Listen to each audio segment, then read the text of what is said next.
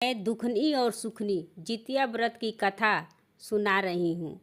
जितिया व्रत की कथा की आप लोग को बहुत सारे शुभकामनाएं। एक गांव में दो बहनें थी। एक का नाम था दुखनी और दूसरी का नाम था सुखनी। दोनों बहनें सगी थी, लेकिन एक माता की नहीं बल्कि माता अलग अलग थी।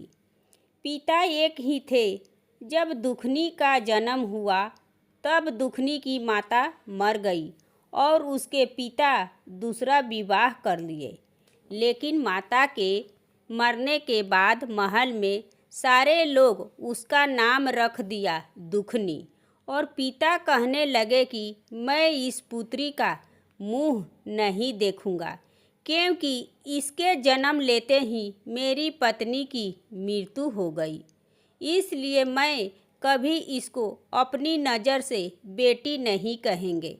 तब राजा ने दूसरी विवाह कर लिए और दूसरी रानी भी लाए।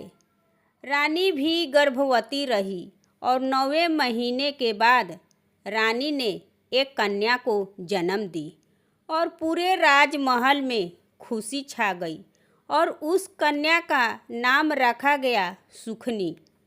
दुखनी और सुखनी दो बहन थी, लेकिन सुखनी ने अपनी माता पिता के छत्र छाया में पली और दुखनी को तो कोई सुख मिला ही नहीं। उसको तो बचपन से ही दुख मिला।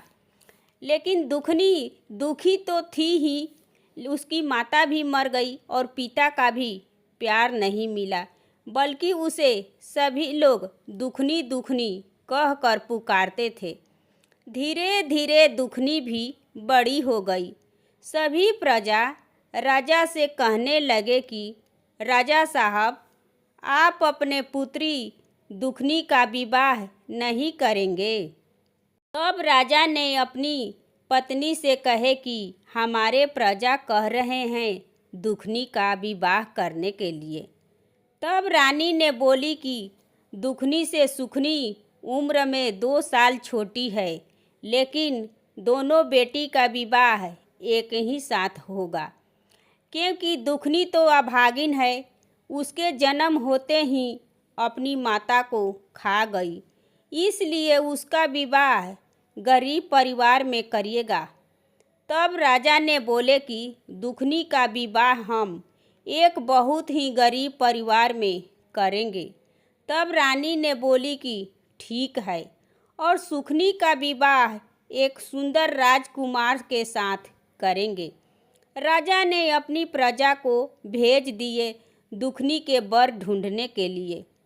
प्रजा ने ढूंढते ढूंढते एक बहुत ही गरीब झोपड़ी था। उस झोपड़ी में एक बूढ़ी रहती थी। उनका एक लड़का था जो बहुत ही गरीब था, कुछ काम भी नहीं करता था। उन दोनों के पास खाने को कुछ भी नहीं था।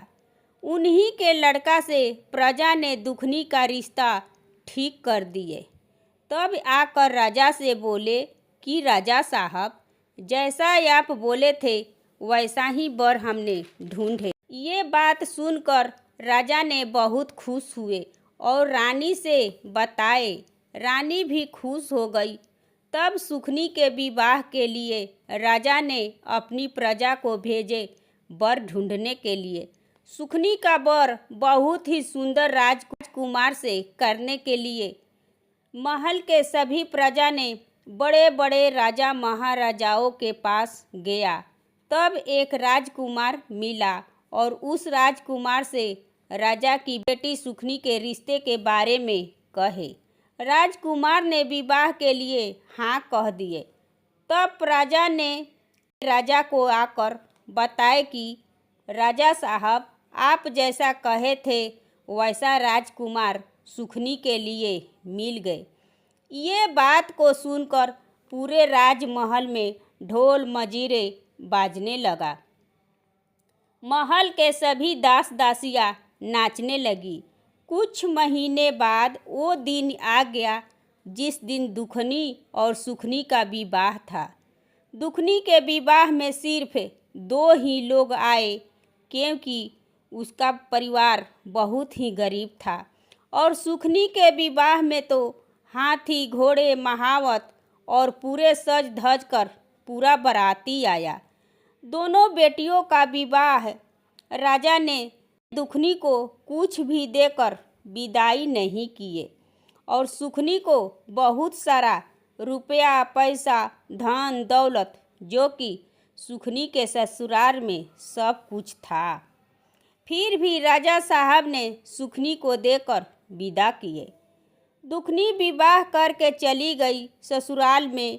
जब गई खाना बनाने तब दुखनी बूढ़ी माँ से बोली कि माँ जी खाना में क्या बनाऊँ। तब बूढ़ी माँ ने बोली कि बहू हमारे पास तो कुछ भी नहीं है, मेहनत मजदूरी करके लाऊंगी तब न खाना बनेगा।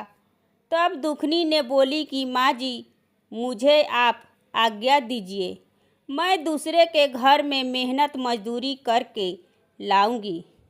तब बूढ़ी माँ ने बोली कि बहू तुम तो एक राजघराने की बेटी हो और तुम कैसे जाओगी दूसरे के घर में काम करने के लिए। तब दुखनी ने बोली कि माँ जी मैं तो बचपन से ही दुखी हूँ, मुझे काम करने की आदत है। दुखनी चली गई दूसरे के घर काम करने के लिए। दुखनी ने दूसरे के घर में झाड़ू पोछा और बर्तन का काम करने लगी। सारा दिन दुखनी काम करी, तब शाम को उसको खाने के लिए बासी रोटी मिली। दुखनी ने बासी रोटी को लेकर घर आई। तब बूढ़ी सास और पति तीनों मिलकर खाए। फिर अगले दिन दुखनी काम की तो उसे कुछ अनाज और पैसा मिला। ऐसे कर करके दुखनी ने अपने बूढ़ी सास और गरीब पति का पेट भरती। कई साल बीत गए। दुखनी को एक बच्चा पैदा हुआ, वो भी कुंवार के महीने में। सब लोगों ने जितिया का व्रत करने लगी। दुखनी भी सोची कि हम भी जितिया का व्रत अपने पति और पुत्र की लंबी आयु के लिए जितिया व्रत करूंगी। तब सुखनी आई दुखनी के घर। दुखनी ने बोली कि बहन तू कैसी है। तब सुखनी ने बोली मैं ठीक हूँ। सुखनी बोली कि कल जितिया का पर्व है, तू मेरे घर पर आ जाना काम करने के लिए, मैं तुमको कुछ खाने को दे दूंगी। दुखनी के घर में तो कुछ भी नहीं था, कल जितिया का व्रत था, इसलिए दुखनी ने अपनी बहन सुखनी के घर चली गई काम करने। जब सारा दिन काम की, दुखनी ने बोली कि बहन अब मुझे कुछ दो, कल जितिया का व्रत है। तब सुखनी ने बासी रोटी और साग को दी। बोली बहन तू ले जा। दुखनी बासी रोटी और साग को ले आई। अगले दिन नहा धोकर पूजा करके वही बासी रोटी और साग को कुछ खाई और रात को भी थोड़ी सी रख दी, फिर सो गई।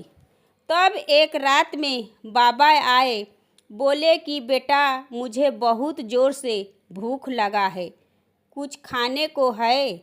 तब दुखनी ने बोली कि हाँ बाबा मैं देती हूँ, मेरे पास तो बस ये बासी रोटी और साग है जो मेरी बहन सुखनी ने दी है, मैं उसके घर में काम की तो। बाबा ने बासी रोटी और साग को खाए।